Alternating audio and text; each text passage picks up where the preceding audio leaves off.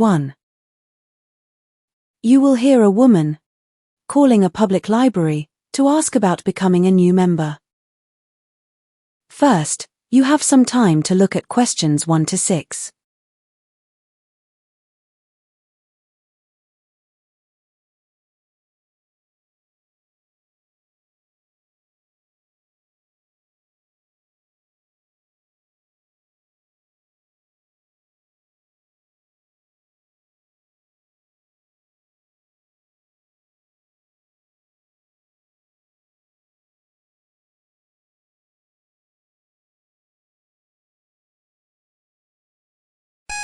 Now listen and answer questions 1 to 6. Good morning, Mapletown Public Library. This is Claire speaking. How may I assist you today? Hello. I wanted to ask about becoming a library member. I just moved to the area and I'm trying to get access to some study materials. Of course, we'd be happy to help with that. Are you interested in a regular membership or a premium one? What's the difference? The regular plan lets you borrow up to 4 books at a time, while the premium plan allows 10 and also includes free access to our digital library. Oh, I see. I don't usually read that much, but I'd like access to online materials. I think I'll go with the premium one then. Excellent choice. Before we register you, may I ask what age group you fall into? We ask because we have different membership fees for adults, students, and seniors. Adults pay £25 per year, students pay $10, and seniors get it for free. Oh, then I'll just go with the adult one. I'm not a student anymore, although I wish I still was. Don't we all? Now, would you prefer to pay annually or every 6 months? I think annually would be easier. Wait, is it cheaper that way? Yes, actually. You save £5 with the annual plan. Perfect. Let's do that. Once your account is active, you'll receive a membership card. Our staff will send it through the post. Oh, could it be emailed instead? I'm afraid not. The card must be printed and signed. Okay, then I'll collect it in person. When you come in, please bring proof of address and a photo ID. Oh, that's fine. I've got my driving license and a recent electricity bill. Great. Once you're a member, you can borrow books for 3 weeks at a time, but if you don't return them, we charge a late fee of 50 pence per day. Oh, that's quite strict. Before you hear the rest of the conversation, you have some time to look at questions 7 to 10.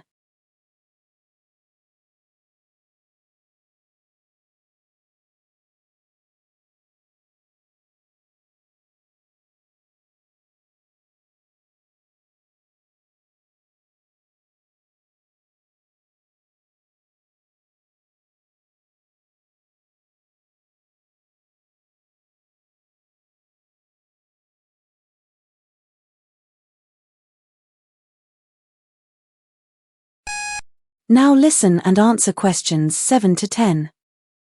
Do you send reminders? Yes, we send an email 2 days before the due date, as long as you've given us an active email address. That's helpful. Do you have a section for audiobooks too? Yes, we do. They're on the second floor near the reference section. You can also download audiobooks online using your membership login. Perfect. I travel a lot, so I'll definitely use that. You might also be interested in our weekend workshops. We run one on creative writing and another on research skills. Oh, that sounds nice. Are they free for members? The writing one is free, but the research skills workshop costs £8 per session. Got it. And what are your opening hours? We're open from 9 a.m. to 7 p.m. Monday through Friday, and from 10 till 4 on Saturdays. We're closed on Sundays. Great. I'll come in tomorrow morning. Excellent. Oh, one last thing. If you park near the library, make sure to use the council car park behind the museum, not the one next to the cafe. That one's private and people often get fined. Thanks for the warning. I'll remember that. You're welcome. See you soon and enjoy your new membership. That is the end of part 1. You now have half a minute to check your answers to part 1.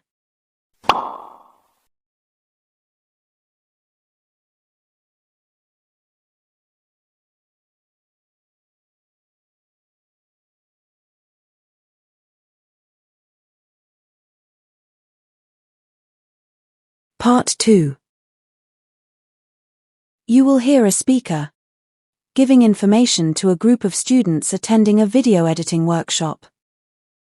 First, you have some time to look at questions 11 to 14.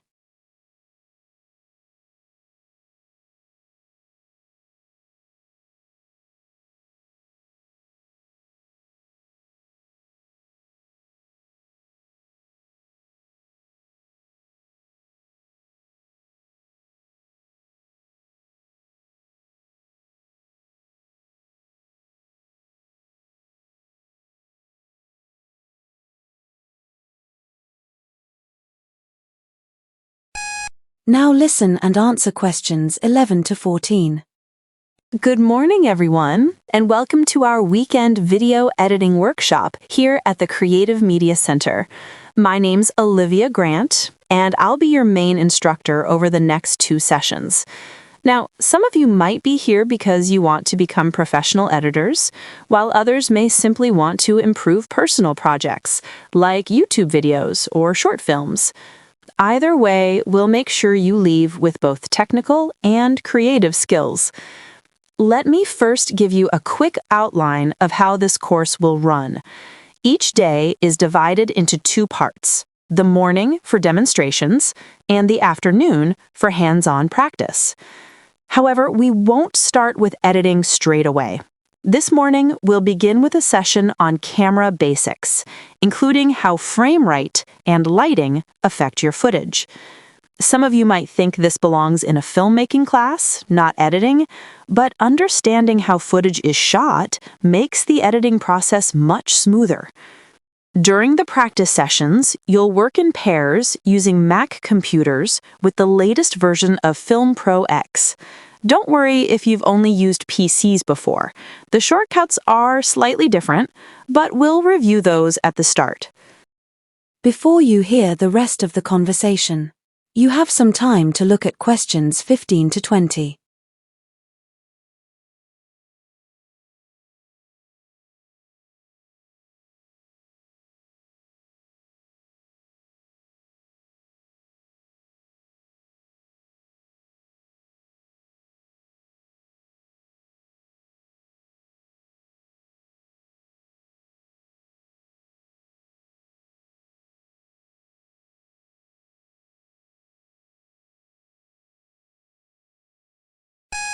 Now listen and answer questions 15 to 20. Before we move on, let's talk a bit about what you'll actually be doing in these sessions and who will be helping you. You'll begin with a short assignment where you'll edit a 30-second travel clip provided by us. The goal isn't perfection, it's to test how well you manage pacing and audio levels. Then, once you're confident, you'll work on your own material in the second half of the day. Some students bring music videos, others small documentaries. Anything under 3 minutes is fine. Now, about our teaching team. I'll lead the sessions, but Jacob Lee, our sound specialist, will join later today to cover audio balancing. He's been editing for local TV stations for nearly a decade. Tomorrow, Sarah Kim, a freelance colorist, will guide you through color grading. Many people underestimate that skill, but even the best cuts can look dull without proper color work. Now about saving your projects. You'll need to bring an external drive tomorrow. Some people use 32 gigabytes, which is great if you have one, but honestly, that's more space than you'll ever fill in 2 days. An 8 gigabyte drive might work for short clips, but since we'll be adding several sample videos and audio layers for practice, it could run out of space pretty quickly. So I'd recommend at least a 16 gigabyte one. That's the most practical size for this workshop. Now, about break times. We'll take a 20-minute coffee break mid-morning and a full hour for lunch. You can use the cafe downstairs, or there's a small market just across the road. Finally, a quick note about certificates. We'll give those only to students who submit work by Sunday evening. So please export your project before you leave. We've had people forget that in past sessions. I think that's all for now. Let's get started with introductions, and then I'll show you where to find your project folders on the computers. That is the end of Part 2. You now have half a minute to check your answers to Part 2.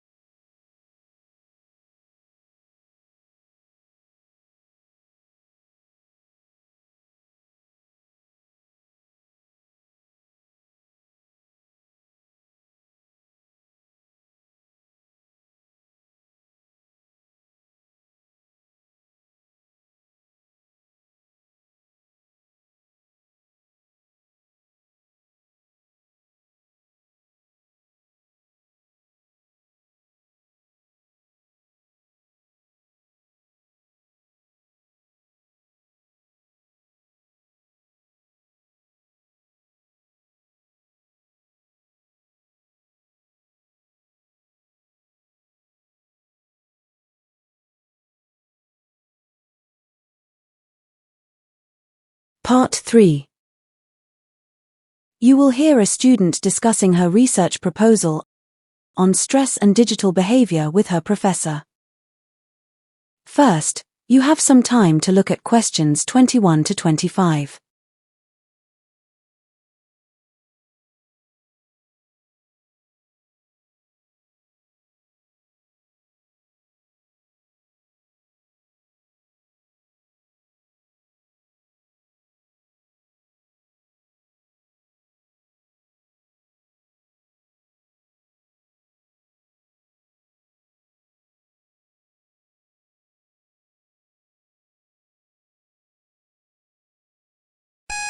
Now listen and answer questions 21 to 25. Hi, Emma. Thanks for coming in. I've had a quick look at your draft proposal on stress and digital behavior. It's an interesting topic. Could you summarize your main idea for me again? Sure. I'm focusing on how university students respond to constant online notifications and whether that increases their stress levels. I wanted to see if there's a measurable link between the frequency of alerts and short-term anxiety. Right, I remember that. But didn't your earlier version mention sleep quality? Yes, but I removed that variable because it made the survey too long. I realized students might not answer all the questions carefully if the form took more than 10 minutes. That's probably wise. However, remember to mention why you excluded it in your methods section. Otherwise, it'll look like an oversight. I'll do that. Also, I wondered about my data collection plan. I've drafted an online questionnaire, but should I add interviews too? If you add interviews, make them short and only for follow-up participants. Otherwise, the ethics committee will want a much more detailed consent form. Good point. I've already submitted the ethics application, though, last Monday. Wait, Monday the 10th? The department system shows the next review is on the 14th, so that's fine. Just make sure you upload the revised consent sheet before that date. Oh, I thought the deadline was the 16th. No, the 14th at 5 p.m. sharp. They're very strict. Got it. And about the final paper, it's due in mid-June, right? Actually, the submission window opens June 12th but closes June 18th. Upload it anytime in that period. Don't wait for the final day. The portal sometimes crashes. Noted. Before you hear the rest of the conversation, you have some time to look at questions 26 to 30.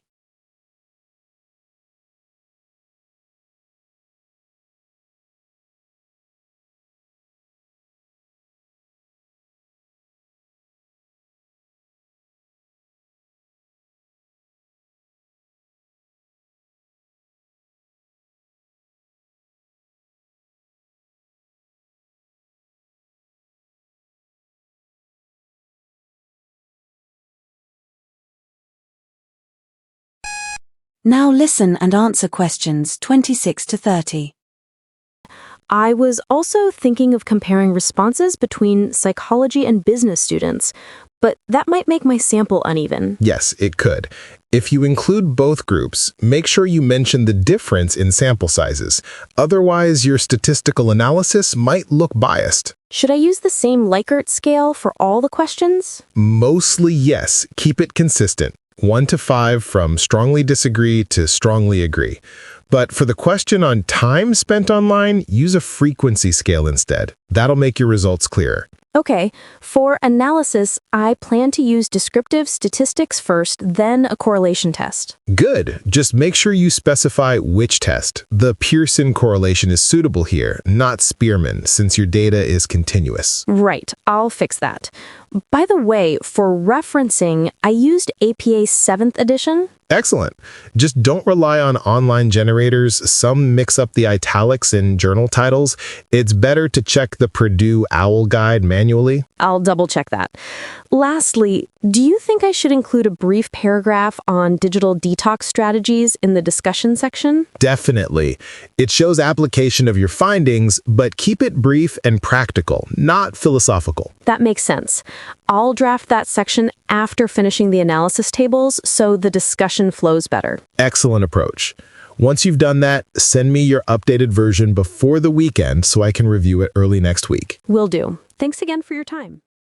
That is the end of Part 3. You now have half a minute to check your answers to Part 3.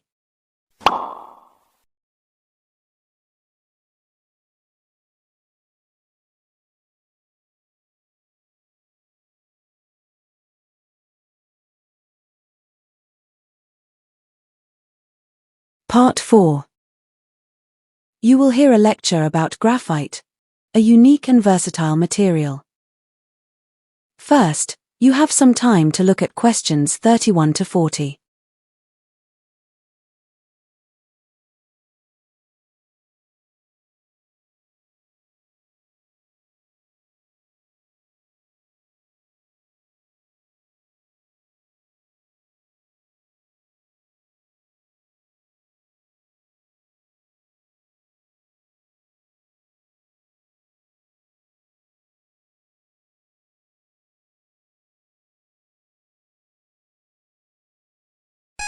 Now listen and answer questions 31 to 40. Good afternoon, everyone. Today's talk is about graphite, a substance that at first glance seems quite ordinary but has had an extraordinary impact on human development. To begin with, graphite is a naturally occurring form of carbon, just like diamond, though their structures are completely different.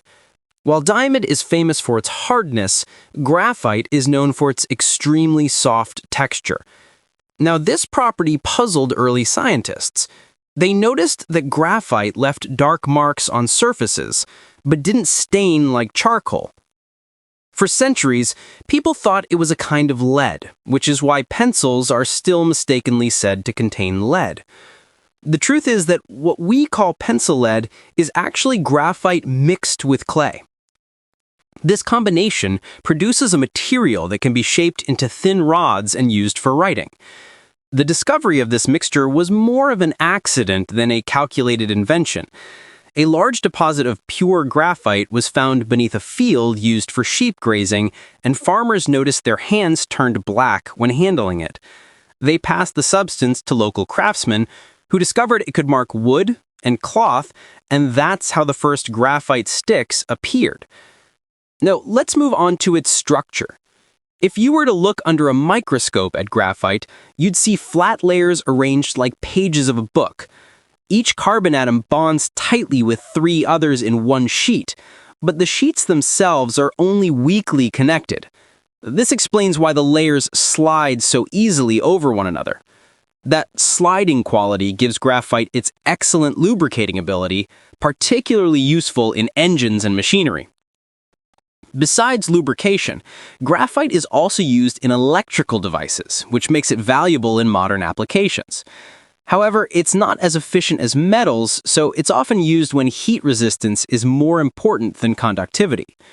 Graphite also conducts electricity, so you might find it inside batteries and even in some reactors, where it helps control the flow of energy. Now, some of you might think graphite's main function is still in pencils, but that's no longer true. Over the last few decades, researchers have discovered ways to transform it into more advanced materials. One of them is graphene, a single layer of graphite atoms with remarkable strength and flexibility. It's so thin that it's considered two-dimensional, yet stronger than steel. Graphene's potential is enormous. It can be used in transparent screens, solar panels, and ultra-fast computer chips. However, production in large quantities remains a challenge. Many laboratories can only make tiny sheets under controlled conditions, which means commercial use is still limited. That said, graphite itself continues to find new roles. For instance, in the aerospace industry, it's used to make heat-resistant composites, helping aircraft withstand extreme temperatures. It's also being tested in medical sensors, where its flexibility and chemical stability allow it to detect body movements or even monitor glucose levels. Despite all this progress, graphite mining has its drawbacks. The extraction process can cause environmental damage, particularly water contamination near mining areas. This is forcing companies to look for synthetic alternatives, which can be produced in laboratories with fewer ecological risks. To minimize these effects, some manufacturers are now focusing on recycling graphite from used products like old batteries and brake pads. Not only does this reduce waste, but it also lowers dependence on mining and saves energy that would otherwise be spent producing new material. To conclude, graphite may have started as a simple black substance once mistaken for lead, but today it stands at the center of modern technology. From pencils to power systems, from aircraft parts to wearable devices. Its story is a reminder that even the most ordinary materials can lead to extraordinary innovation. That is the end of part 4.